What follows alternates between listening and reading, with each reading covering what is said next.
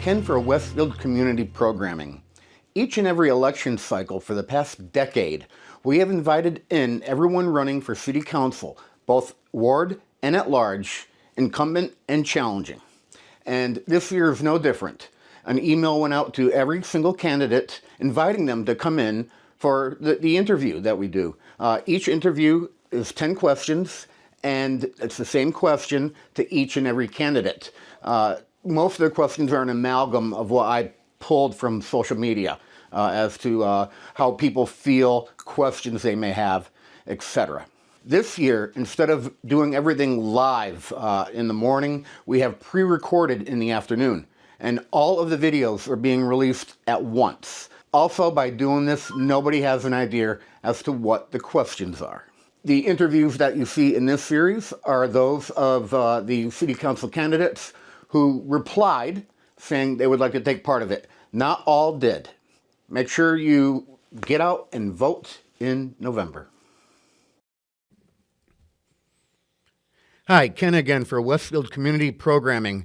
As we have the past decade, we are continuing with the interviews with the City Council candidates, both ward and at large.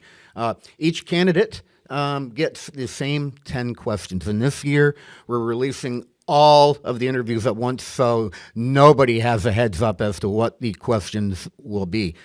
Speaking of the questions, they are basically an amalgam of what I've taken from social media, concerns of the citizens of Westfield, and maybe even some ideas for things that I have heard. So this time around, I welcome into the studio Dan Knapik, running for at large. At large. Thanks, Ken. Thanks for the TV station for doing this. This is a great forum. There's, with the kind of like the demise of local media, you know, there's not a lot of outlets for candidates to get their points across. So it's a great service you do. And it's long format too. Yeah. We don't bother taking a break, and it's more than 5 or in this case, or in some other cases, 7 minutes that we would get on that's great. a local affiliate. Yeah. So let's just jump right into it. If we have time after we get through the 10, we can chit chat. So question number 1. Yes, sir. You know, it'll be interesting to get your view on this, because I know you're really into education.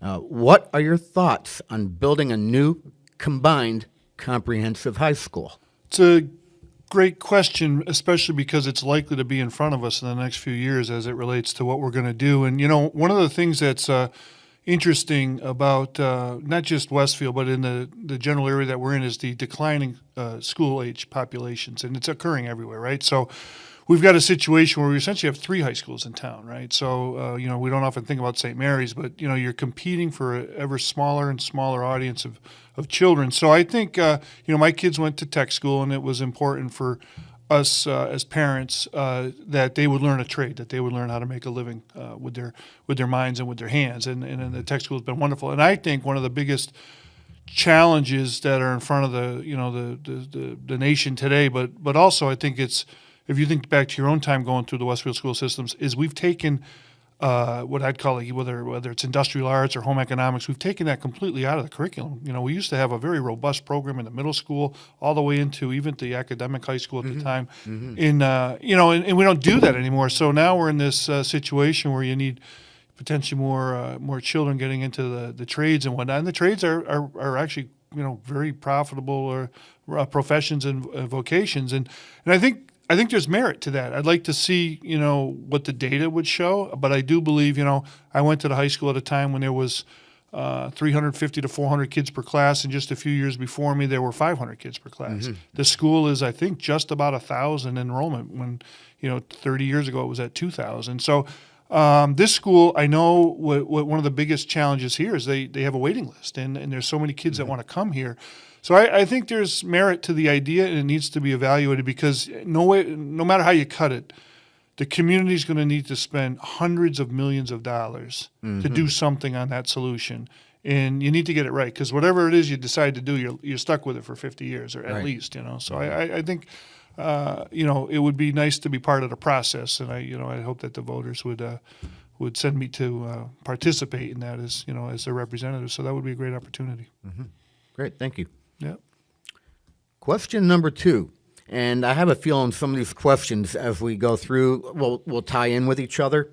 But basically, number 2 is what needs to be done to get more business development in Westfield? Yeah, so that's another really good question. The state's economy is very stagnant right now. As a matter of fact, we're like 49th in the nation in private sector job growth, and that's not really good. And in some years ago, when I first got into local politics, there was a lot of robust debate at the local level down in Boston about economic incentive tools to incentivize companies to come here or grow here.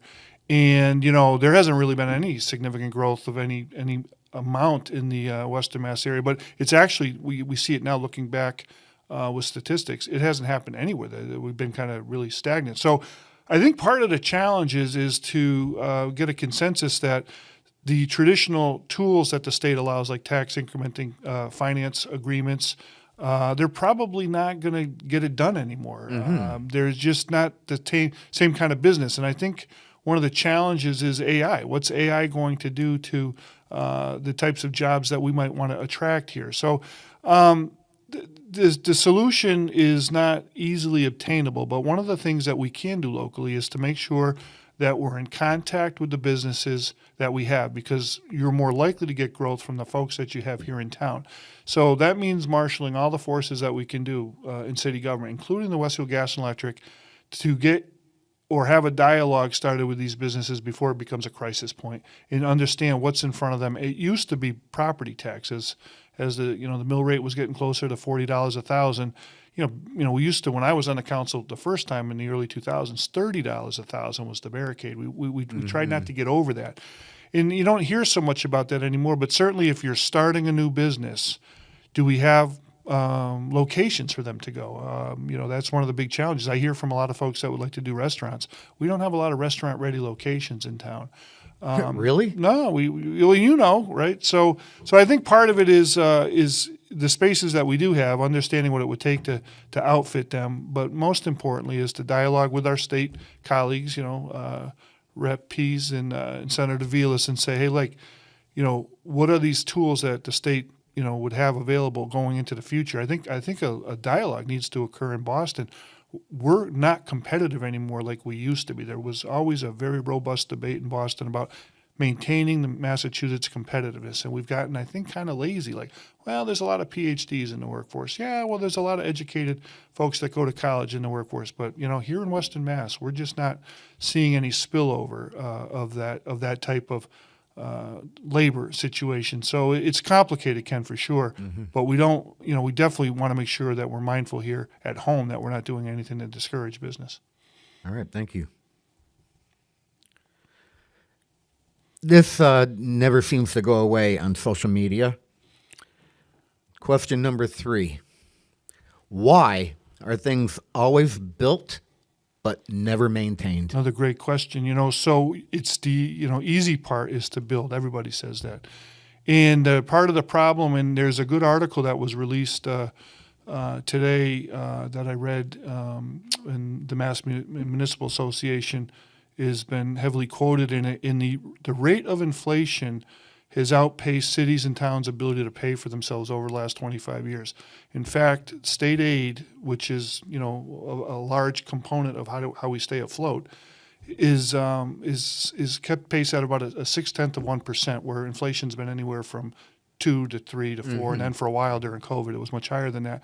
So it's one of the battles at the local level, and I would always tell people this, is there's always going to be more things that you need to fix, maintain, or do whatever than you're ever going to have money. So it always becomes every year a game of priorities, and what's going to be a priority. And frankly, whether it was school department maintenance 30 years ago that took it on the chin and they wiped out most of the maintenance department, to the city side, I can tell you there's a huge cost to not maintaining things. And ironically, You dealt with that when you were mayor. I do, and I share this story with people that ask this question. When we applied years ago for green repair money, which was windows, rooftops, and boilers for the school department, we were the second largest recipient of that grant fund. Well, I think it was like 2011 or 2012 in the state. And I remember the treasurer at the time congratulating me on, what are you going to do with all this money? I think it was like $14 million worth of grant money. And I said, Treasurer, with all due respect, this isn't really something to celebrate. I said, we just won the contest of, we did one of the second best job in the state of running our buildings into the ground. And, the look on his face was like, well, do you want the money or not? I said, well, of course we're going to want the money. But the reality is we never have enough money ever in the budget to maintain things properly. And every time we build something, you got to be mindful of that. What are you going to do? And so you go into these cycles, like a building gets built, it's good for 20, 25 years, and then you got to put a lot of money into it. The short answer is I know down in Boston, and there's a number of municipal advocates that are talking about doing something with Prop 2.5. Allowing it to be like maybe 3% instead of 2.5%. Maybe, reprioritizing some of the state's interest as it relates to unrestricted local aid and trying to send more money back to cities and towns. No matter what happens, if we're going to get more money here on Main Street, Westfield, it's going to come from the folks that are working for a living because it's all going to be taxpayers' money. And so there's no easy answer on that. And it's always going to be a constant battle. And, wage inflation being things of what they are, there needs to be an interesting conversation down in Boston about maybe we need to send some more money for roadways. Like the price of asphalt is ridiculous now. It's approaching $100 a ton. I think when I was in office, it was $25 a ton. But the amount of money that goes into the Chapter 90 reimbursement program has been stable for $200 million statewide for years and years and years. So we're getting less money by in real numbers to pave things, and because the cost of that equipment and the labor that contractors charge is through the roof. So it's disappointing to me as a taxpayer that we don't hear more robust debates down in Boston about things like this and competitiveness. And one of the things that I think is a challenge is there used to be a lot of debates down there about the workers' comp rate, the unemployment schedule rate, and you hear none of that anymore because there's so few people down in Boston in government that have ever actually had to meet a payroll or create a job, or even work in the private sector. So they're so disconnected frequently. Those are conversations that just never get had, and that's going to be a problem. All right, heard. This is a citywide issue, but I think more so for Ward 3 and 2, 2 affecting you. You're in an older neighborhood. Yes. Number 4, why do we have dead fire hydrants in our neighborhoods? That's a good question. So that goes right to the Water Commission and the Water Department's role in keeping the fire hydrants going. And now one of the things that, we've done a lot of road work in this area, and we've always taken a look at doing the stuff underneath the road, which was all the piping, gas piping, and water piping when possible. And, it's been a long time since I had any active role in Westfield City government, but, the idea that like down in Dubois Street, I believe where that fire was a while ago, the fire hydrants didn't work. I mean, that's inexcusable. That's a problem. And a few months before that, they replaced a gas line on that street too. Yeah. So it's management of the departments. When I was in Yarmouth, one of the things we were really adamant about was making sure that on a quarterly basis you're moving through a quarter of the town with your flushing schedule so that you're moving the water around the distribution system and making sure you're flushing out any grit and anything like that. But you're also finding out where your hydrant problems are and being proactive on that. And, I think if you go to the water rate situation that occurred and then the subsequent investigation to that, I think there's a lot of questions that needed to get asked that didn't get asked as it relates to, what's the problem over there. But, a more challenging issue, I think, and I know there's a new public works director. I'm hoping that those issues will get resolved because it shouldn't really be an issue about money. It's really about deployment of your labor forces so that you've gone out and identified those.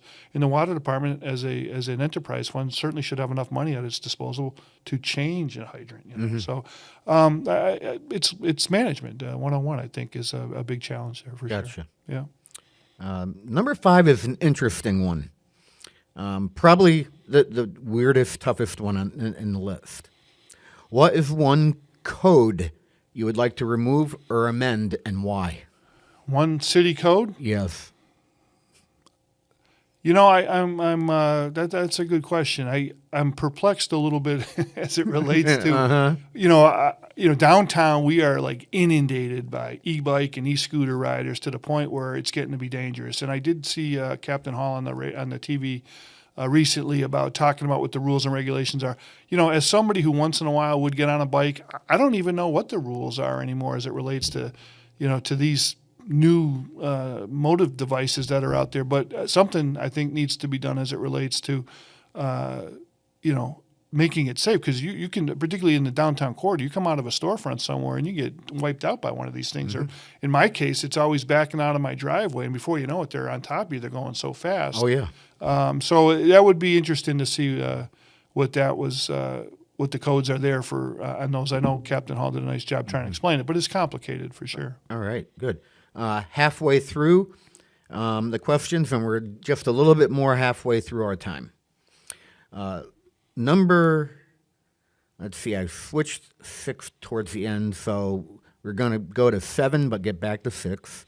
Number 7, and I think you might have touched upon something remotely close earlier.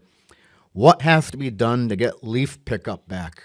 It's a good question. So solid waste fees went up. I think the number is over 200%. And, there used to be a pretty robust bulk pickup and waste and leave waste. Again, I'm going to go back to this. The most important thing for elected folks to do is to be in communication with their citizenry. And I don't necessarily think that's always been the best thing lately. And if they're telling you that this is a service that they want, it's on the elected folks to make sure that the budget priority is such that it can accommodate that. Mm-hmm. We used to have it for years, and I sympathize with folks that don't have a good way to transport their leaves down to City Hall for a pickup. You know what I mean? There's so much has been cut. Certain things you need to reinstall and look at your deployment of resources to make sure that you get that done. Mm-hmm. And, I'm not one that takes a lot of excuses about not getting a job done. It's more simply, this is important to the administration. This needs to get done. Or this is important to the city council. There's money in the budget. Let's get it done. And I think sometimes it needs to be that clear and that simple. Mm-hmm. You touched briefly upon it, but we can go deeper in the depths here. What can be done to better deal with the electric scooters and the youth using them? I think, some of it starts, of course, with the parents that, obviously buy these things. They cannot be cheap. I don't know what they cost. I don't particularly happen to have one. I do know folks that do, and they do tell me they're kind of expensive. But I think it's a, multi-pronged approach between communicating with parents. I do know, I think there's a helmet law for young kids with bicycles and whatnot in town, but I see a lot of kids riding around without any of those. And, engagement with the school population through the schools, having these communication episodes. And I know the police over the years, and I'm kind of dating myself here, there was, the DARE police officer programs. There was a lot of communication that went on. We don't do that anymore. Mm-hmm. So, it'd be interesting. I think the schools become the most effective information delivering vehicle that we have for young kids. And it starts with the kids because it's a kid behavior. But ultimately, it's on the parents to make sure that the kids know how to do this properly and they have the right safety gear that they're supposed to have to do that properly. Mm-hmm.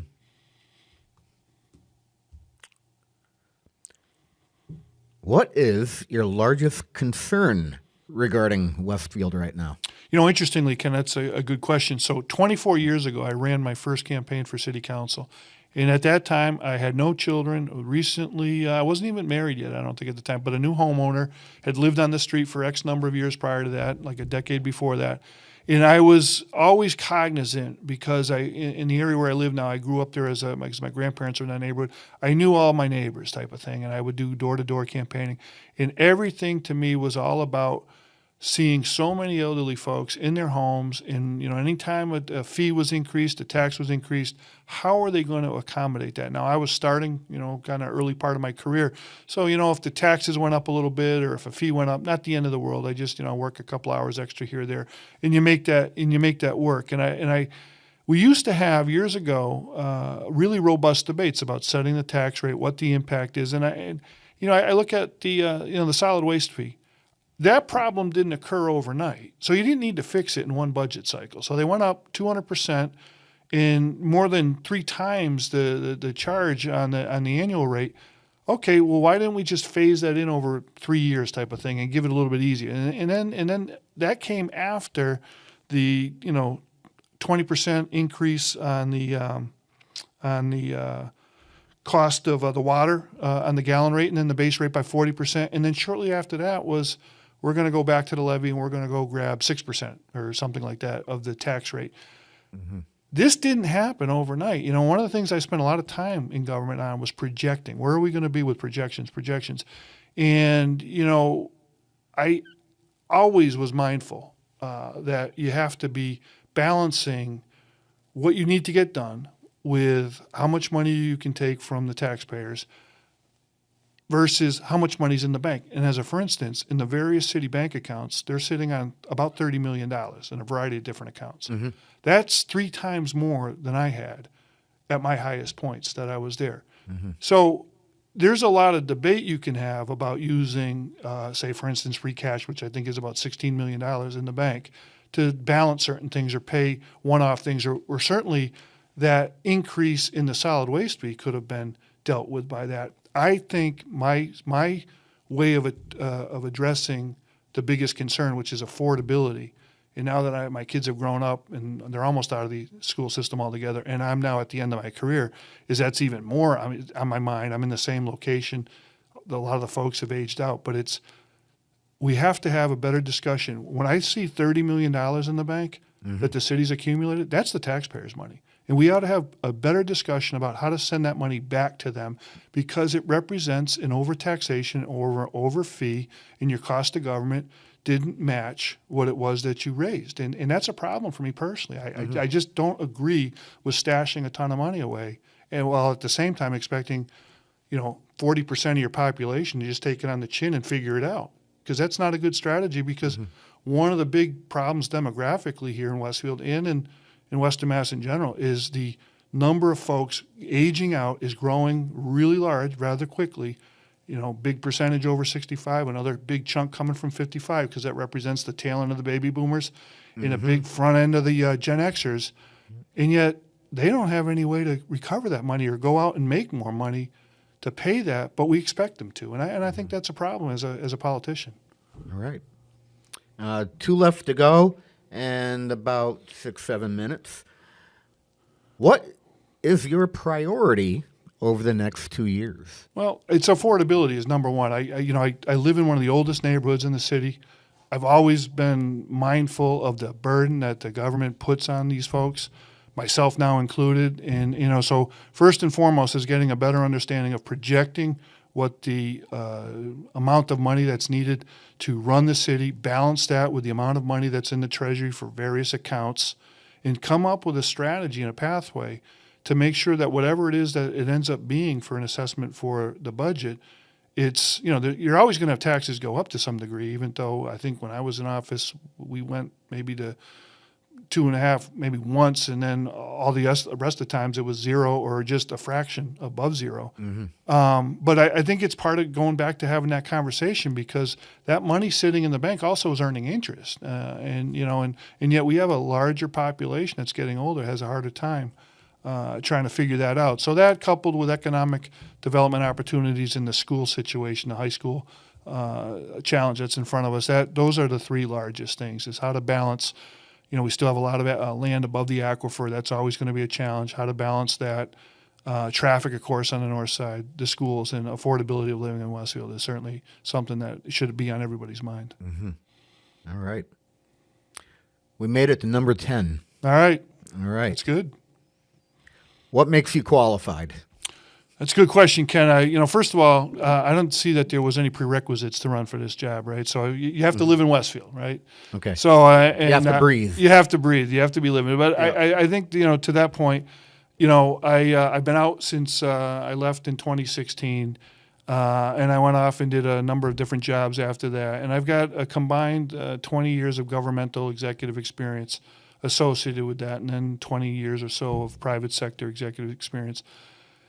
In the challenges we face, I hear people say, "Oh, we're going to need a Prop 2.5 override to do this high school situation." That should just send a chill down everybody's spine. Mm-hmm. Let's not talk about that until we get the facts in front of us as it relates to what are the options available. Let's have a conversation in the community. One of the things that I prided myself on, whether I was a ward counselor or in the mayor's office, was going out to the neighborhoods and talking to people and getting their pulse. Hey, what's on your mind? What do we need to do? What do you think is the best advice to go forward? And of course, none of that's happened, but people want to rush to a Prop 2.5 override. Mm-hmm. Oh, let's back it up a little bit. Taxes are already very high. Fees are very high already. So let's get some science behind this and some good decision making process. Put some options in front of the folks. And the last thing we ought to be talking about is an override of for property tax cases. Mm-hmm. So I look at like the body of work that I've done, coupled with the idea that I'm at a point in my life now where I think there's a skill set to offer as these challenges come in front of us. There's not a lot I haven't seen, including putting a population in front of a Prop 2.5 override, because that's kind of the way town government works, where I was stationed down at the Cape. So I think the skill set that I have is in a position where there's something I have to offer to the voters, a different view, a different way. And I'm at that point where, after, I've been back in town since 2021, looking around, it's safe to say I would do things differently, I think. And I've never been one to sit on the sidelines. If I can help, I want to help. I've done a lot of volunteering work, including here at the school with the parent volunteer organization. I volunteered to write up a field maintenance program for the Park and Rec Commission. So wherever it was that I could help, because of all the skill set that I've developed over the years, I helped. Mm-hmm. And I'm willing to do that again. And God willing, the voters will send me back to City Hall to help them out. Okay, great. I have just a few minutes left. This is where you can get up on your soapbox, talk to the constituents of the city of Westfield, and say whatever is on your mind. Well, thanks, Ken. The city has been wonderful to me and my family over the years. Of course, my father was a longtime teacher in town, and my family's been here since the turn of the last century. And, I have 3 brothers, and only one's left here in the area. And, of course, he happens to be my next-door neighbor, too. Our family's given a lot to the community, and the community's given a lot to us. And, one of the things that we prided ourselves on over the years is if we can be helpful, let's be helpful on that. And there's a lot of work that needs to get done in the future. It involves, engaging the citizenry, having transparent conversations, leveling with people. This is where we're at. This is how much it's going to cost. Here's how I think we need to get there. What do you think about this stuff? And I've got a long history of being that kind of person to bring that kind of message. And I'm at the point before I can completely move off to the sunset to wherever that might be. At the last stage of my career, there's something left in the tank left to give, and I want to be able to do that. So I hope that on election day, one of 7 votes will come my way to get to the finish line. So I'd appreciate that. All right, City Council at-large candidate Dan Knapik, thank you for coming in. Thanks, Ken. It's been a pleasure sitting and chatting about these city topics. I mean, it's obviously a great service that you do. You've given everybody a great forum to get their message out there. And the biggest thing, you get to the final answer point by having discussion. So I appreciate that. Excellent. Thank you. Thank you, Ken.